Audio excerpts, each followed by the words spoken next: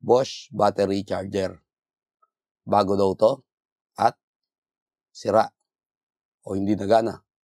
Ang model nito ay GAL 18V-40. Subukan nating isaksak dito sa aking outlet na merong watt meter at meron tayong wattage. Pero walang ilaw. Subukan natin lagyan ng battery. Meron ako narinig na lumagitik na relay. Meron siyang 19 watts. So, posibleng nagana tong charger na to.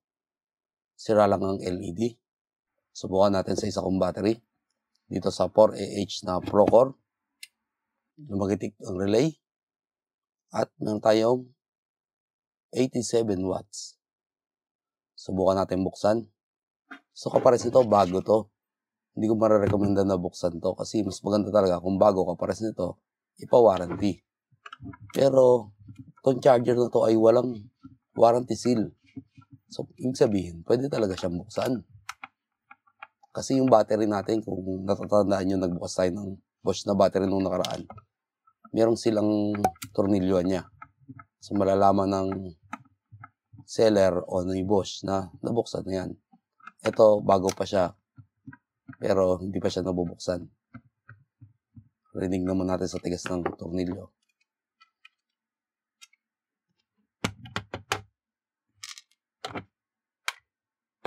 Ito yung kanyang nilalaman.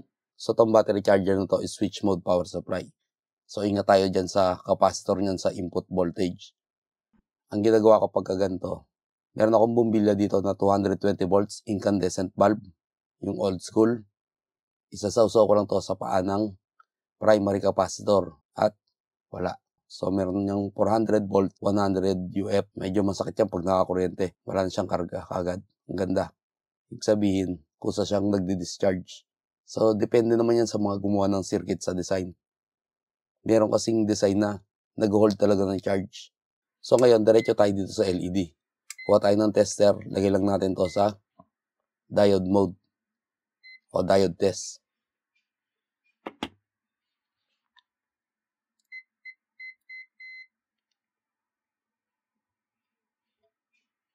Dapat iilaw tong kulay pulang LED. Umiilaw siya at meron tayong forward voltage. Patayin natin ilaw. Kitang-kita umiilaw siya. Ito yung kulay pula. Meron siyang forward voltage na reading. Subukan natin dito sa isa. Dalawang LED na tong charger na to. Pag ayaw gumana, baliktarin natin yung test probe natin. Wala. Wala akong nakikitang ilaw. So, palitan agad natin tong LED na to.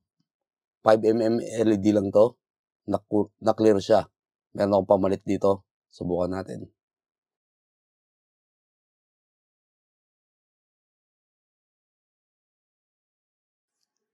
So, ayan. Napalitan natin ang LED.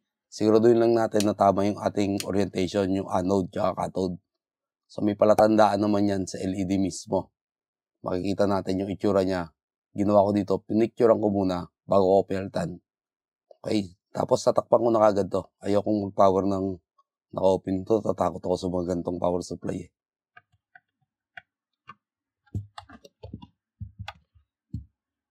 At saksak natin. Ayan, umilaw siya. Ganda ng kulay puti, oh. So, ayan, oh. LED lang pala sira. At tong LED na to pala, clear kasi siya, oh. Siya pala ay kulay green. So, pwede ko siyang palitan ng kulay green. Pero ayos yan, oh. Para kakaiba. May standby siyang ilaw pagka nakasaksak. Naglulos lang yung saksakan ko dito kanina kaya namamatay.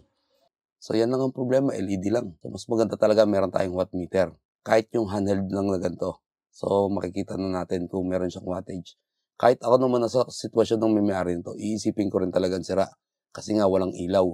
So, kung walang ilaw, hindi mo na i-expect na gumagana yan. Pero kung may watt meter tayo, makikita natin na doon palang gumagana siya. So, yun lang. Hanggang dito na lang. Maraming salamat sa panonood at sana may natutunan kayo sa maiksing video na to. Nga pala nung nakarami nagtanong sa akin, nagtotrouble din siya ng charger. Ayaw din gumana. So, posible kasi sa kanya battery ang problema eh. Kasi ang charger na to ay smart. Wala na yung pelta natin ng LED na soli ko na.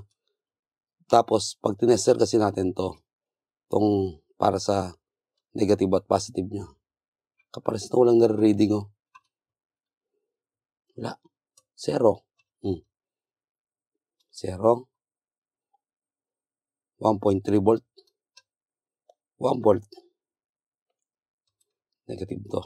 Ito positive. Wala talaga siya nakikita, oh. Hindi siya gagana hanggat wala siyang nadedetect na battery. Yung nakaraan, yung sa isang charger, yung ganito. So, ito sira rin eh. Umusok to eh. Yung ganitong charger, merong nare-reading to na 7 volt. Buo siya, pero 7 volt lang marireading natin sa kanya. Kasi nag-aantay nga siya ng communication galing sa battery. Kaya hindi rin natin ma-check sa tester kung buo ang charger. Ano, 0 volt siya, pero nagcha-charge siya. Pagtinggal natin, mawala yung voltahe niyan.